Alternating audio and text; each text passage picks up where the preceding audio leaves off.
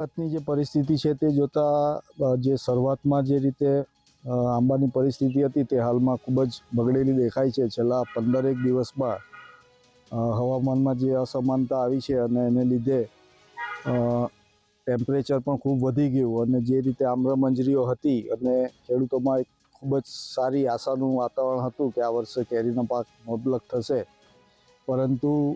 આકસ્મિક આ ટેમ્પરેચર વધવાને કારણે અને હવામાનની જે અસંગતતા થઈ એને લીધે કેરીનો પાક આ વખતે ખૂબ જ ઓછા પ્રમાણમાં થશે એવું હાલમાં તો લાગી રહ્યું છે અને ખેડૂતોમાં એક નિરાશાનું મોજું ફરી વળ્યું છે. હા, દક્ષિણ ગુજરાતનો મુખ્ય પાક આંબા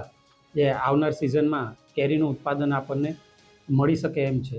પરંતુ સતત બદલાતા જતા હવામાનમાં આ વાતાવરણમાં બદલાવ તેમજ ગરમી વધી જવાથી આપ જોઈ શકો છો કે કેરીના મોરમાં જોઈએ તો એમાં નાશ થયેલો જોવા મળે છે અથવા તો એમાં મોર કાળો પડી ગયેલો જોવા મળે છે.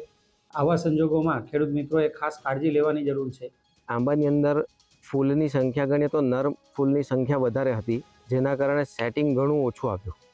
અને પાછળનામાં સેટિંગ થોડું આવ્યું, પણ એ પણ વાતાવરણના લીધે ઘણું પીળું થઈ ગયું અને અંદર ગોટલી જે બંધાવી જોઈએ બંધાઈ નથી, જેના કારણે આ વખતે આંબાની અંદર ઘણું જ નુકસાન જોવા મળી રહ્યું છે અને આ વખતે કેરી પ્રમાણમાં ઘણી ઓછી રહેશે એવું લાગી રહ્યું છે હાલની પરિસ્થિતિ પ્રમાણે.